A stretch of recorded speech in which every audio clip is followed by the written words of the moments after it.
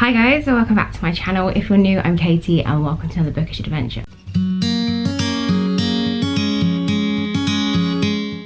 So we have hit that point in the year. It is June and it is time for the mid-year freak out book tag. If you haven't seen one of these, then this is the time of year when I sit down, go through a bunch of questions and just talk about some of my reads and how I'm feeling. I will be doing a companion video to this, and that will be my books that I've read through this first half of the year. So I will go through all my books, all my ratings and how I'm feeling, plus some stats on, you know, genres, pages read, listened to, and all that goodness. And that will be going up probably after my wrap up for the month. So we got 10 questions, let's get started. First question is best book you've read so far this year. That book is Hold Back the Tide. I would get it out, but it is buried under a bunch of other books and I'm filming this before I go to work, so I don't really have time to get it. I gave this book 5 stars. I was hoping it would be good. It was a standalone by Melinda Salisbury and I really love her other books, and I didn't really know a lot about it, and honestly I think the fact that the summary and synopsis of it was quite vague, and I tried to stay away from reviews because I really wanted to go into it with that vague, I don't really know what it's about idea. And yes, I had some general thoughts on where I thought the book would go and like how I thought maybe there might be like more to the story, but just as it developed and just grew and expanded, I really loved it. Even though I may have guessed a few things, by the end of it I ended up bawling my eyes out, which I just again was not expecting. It was such a good book and was definitely worth the wait. Side note, I just like to apologize. I think my downstairs neighbors might be frick cracking. I can hear like some banging noises and they sound kind of rhythmic, so make of that what you will. Question number 2 is the best sequel you've read so far this year. I actually haven't read a lot of sequels, so this is I had very slim pickings to pick from, but I mean easily like my first thought for this book anyway was The Kingdom of Copper, and that is the second book in the David Bard trilogy. It was really fun. I wasn't expecting it to be 5 years after the first book, and the royal family is just spiraling like crazy. Like there is just zero trust, the loyalties are wavering. It was so good, and yeah, the different point of views coming together, because there were 2 that were within this palace together and there was one that was off over there, and that one was slowly creeping closer to it, and it really did build up. Again, I have a few issues with this book with the fact that most of it tends to happen like really kicking towards the end, but it was so enjoyable. Like just listening, so I was listening to it as an audiobook and I was just thinking the whole time, this family is just spiraling. So much history got revealed and sort of secrets that I really did enjoy it, so I am very much looking forward to the third. Question 3 is new releases that you haven't read yet but you want to. So I've got a couple in here, like just to pick off the top of my head, and I did actually have to Google to make sure that they came out this year because I really wasn't sure. So the first one is Law, and that is because I love Greek mythology but I have yet to read a Greek mythology retelling, so that will be my first sort of toe dip foray into doing that. Second is We Free the Stars. I finished We Hunt the Flames, was it this month? I think I finished it at the start of this month, I really can't remember. And yeah, I mean We Hunt the Flames has been on my TBR for so long, I did kind of forget about it, I won't lie. Turned out to be way better and unexpected than I thought it would be. I kind of put it off because once I remembered I wanted to read it, there was a lot of hype about it and the sequel coming out, so I definitely was a bit like, okay, we'll wait. But yeah, I'm really looking forward to the sequel because the first one went in a direction I didn't expect, especially to begin with. Yeah, I'm very intrigued how we're gonna go forward. And then the last book is The Gilded Ones. I came across this one last year when I was searching for more books by Black authors, and I just like the vibe and the setup of it, and the cover looks beautiful. Oh look, I didn't put my phone on silent.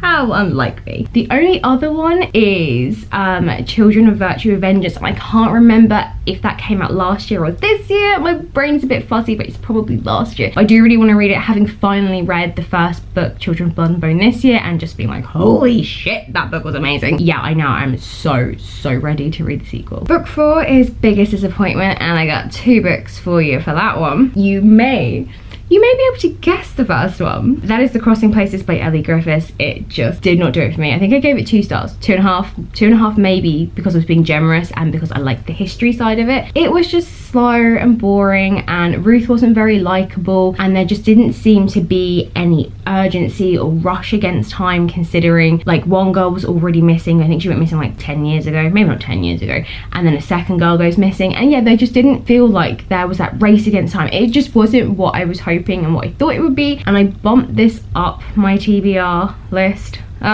Wish I hadn't done that. I couldn't figure out what to read, and I thought, you know what, I have loads of like thrillers and mystery for like, you know, winter and autumn, because, you know, themic. And I thought, you know what, we'll bump one up. And yeah, I read this instead of We Hunt the Flames, and boy did I regret that one. I mean, it was fine, it was okay, the ending was good, but if you have watched my vlog, you will know I had some issues with this book. We're talking ranting in a car. Yeah, like she went on about her weight for like the first 30 pages quite a lot, and I just found it just, no. Sorry. Done. The second book I picked may be an unpopular choice. Cinderella is Dead by KatiEllen Barron. I was so excited to read this, so excited. This was actually on my 2021 most anticipated reads. I'd seen so much stuff about it. It's a black Cinderella with queer representation, and I was like, yes, I'm here for this. And it just, A+ for like your plot, execution just didn't do it. I really didn't like the main character. She just was very, oh god. She just seemed to lack any form of logic or sympathy or empathy towards any people. I love the idea of it, of this like nation that is kind of enslaved to this Cinderella origin story and how she got her prince, and basically the women go to this ball and they are bought by these men, and yeah, and that's it, that is your life. And she's in love with her best friend, and her best friend loves her, but she can't understand the fact that why her best friend wouldn't want to just run away with her when the kingdom is such in this grip by the king, and that yeah, her family would become forfeit, like they would go for her family. And you know, this is a way of life for decades, like hundreds of years. People are scared, this is instilled in them. And my other issue was like, her parents don't even care that she's gay. It's they want what any parent wants. They want their child to be happy and to live and to survive, and they hate the idea that yes, she won't be happy, but they want her to live. And like even that, she just doesn't seem to strike a chord with her. I found her so frustrating. But yeah, like I said, like the plot of this book, I loved it. I loved the idea of it. I enjoyed it for the most part, but yeah, it was just, I couldn't like her. I just really wanted to, and there was nothing. There was no growth in her. There just seemed to be none of that at any point. And there was one point I thought, okay, like this could be a turning point. There was like a public execution. I thought, okay, maybe like she's finally had some sense knocked into her. And yeah, no, I just think, because considering they live in a place where you wouldn't exactly want to flaunt your views and how you oppose the kingdom and stuff, I just found it really ridiculous that she would say publicly, like outside where anyone could hear her, I don't want to like marry a man, like I don't want to follow the rules. And okay, maybe not quite as blunt as that, but like she made her thoughts known, and I just thought that was a really weird thing. Like you just wouldn't do that when like at the start of the book, like she's running in fear from the guards and hoping that she hasn't been caught out after curfew. So yeah, it just didn't seem to match up to me. So question 5 is biggest surprise of the year. So I'm actually still reading this book, and that would be Queen of the Conquered.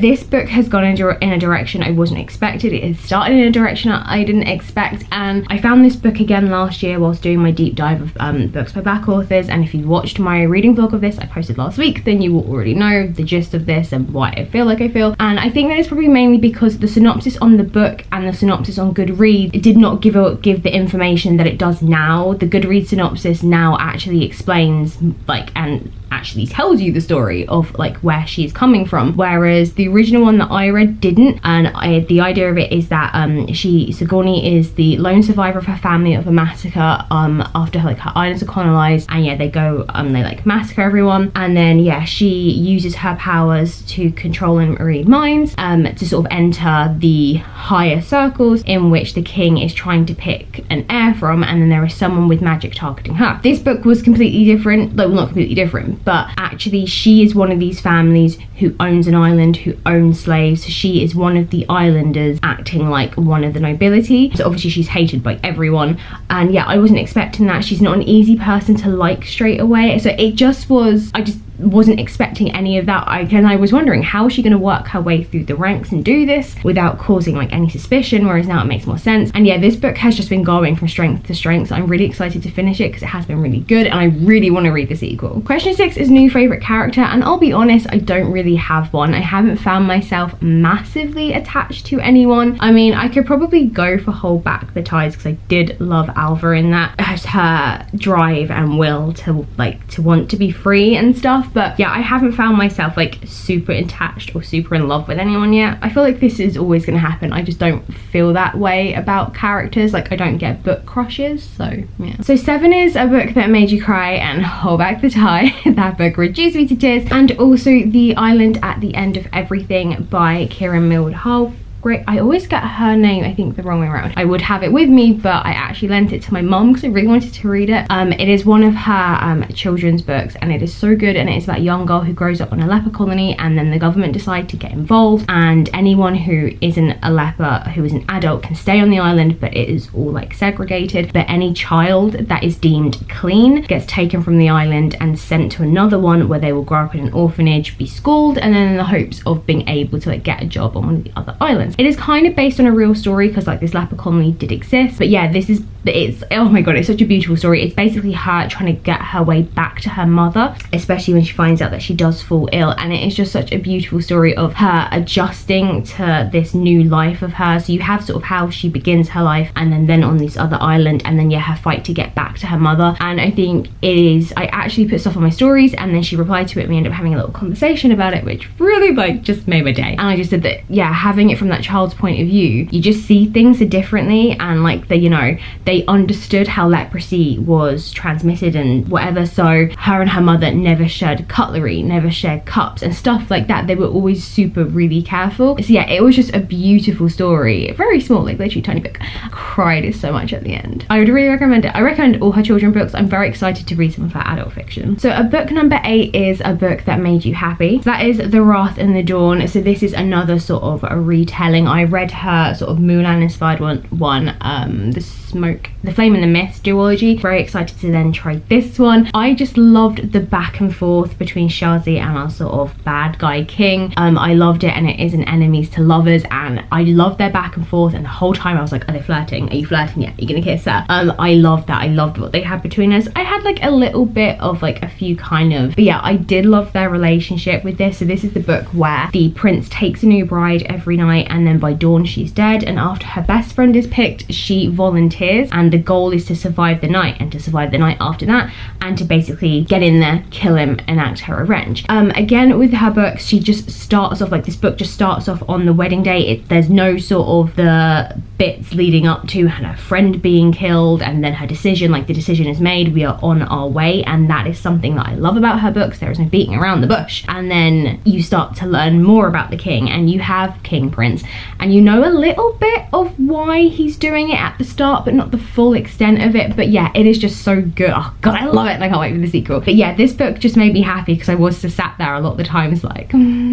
Question 9 is the most beautiful book you've bought or received this year. Very difficult to send this down because your girl's been buying books. Like I didn't buy any for ages, and then I did it once, and then it's started an avalanche. So we have The Mercies by Kieran Mildhall, that's how you say her name. I love this cover more than there's another version of it, although the other version has some really beautiful sprayed edges. And I also just feel like it goes really well with where this book is set. This one is on a Norwegian island, and yeah, this just, I feel like just really works with it. But yeah, I do prefer it to the other cover. So I need to go through this quickly because I have a few. I finally bought The Surface Breaks by Louisa Neal. Everything about this, from the foiling just to all of it, to just all like the fish, the mermaid references in this book, I just absolutely adore it. American Gods by Neil Gaiman. So I recently discovered, I don't know, I think I was adding books to my wish list, and I saw that the cover of the book that I had put on my wish list had changed, and so had Stardust. So there's a couple of books, this one, Stardust, I think The Ocean at the End of the Lane, Antsy Boys and Neverwhere all have some new covers, and I've been waiting for this one to have a cover that I really like because I originally read it on my Kindle. I didn't want to get the one that went with the series, and I'm not enamored with the original, but I think I put the original on my list. But I just love it. I love everything about it, just the neon lighting, all of it. It just works so well for what this book is, and it's just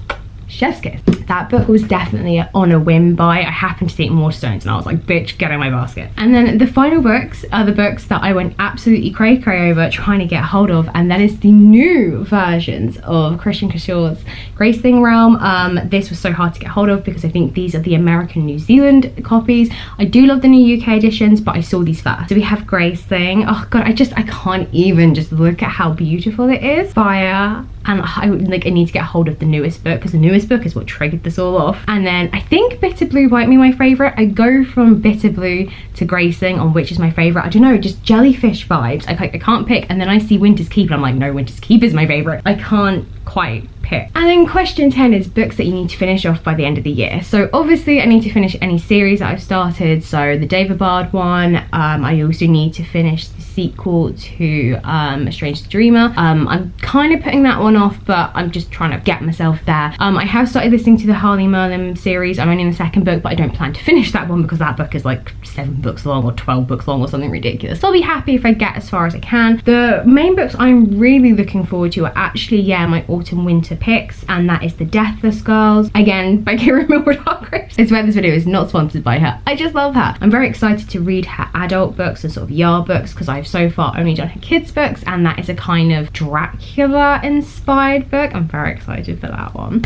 I've also got, yeah, some more mysteries and thrillers, so I think I've decided that I'm gonna do oh crap, what is it? One of Us Is Next, or the first one to whatever that book is that I can't remember. I'm terribly sorry. I should have been more prepared than this, but this is your girl at heart. What is that book called? Like, straight, you know what, we're gonna go to Goodreads. One of Us Is Lying. I know it was One of Us was something, I just couldn't remember what it was. Yeah, One of Us Is something. There's also Meddling Kids, which I'm really excited about because it's kind of like Scooby-Doo vibes, but in the 90s. I'm very excited for that. So yeah, I've tried to add some more thrillers and some more mysteries onto my list because it is a genre I want to get into more. Hoping to squeeze in Children of Vengeance and Virtue and Vengeance, whichever way around it is, that one. Also the sequel, We Hunt the Flames. Again, another one is A River of Royal Blood. I wouldn't mind trying to squeeze in there if I have time, but yeah, mostly I just want to get some more thrillers and into my life really, and you know, just make my autumn and winter feel that bit more atmospheric. And then I'm really looking forward to listening to Frankenstein on audiobook. I'm so excited for that one. I did Dracula last year and I loved it, and it's been so long since I've like read them, and I've watched like numerous plays, but I'm so ready to finally like read it, listen to it again, because I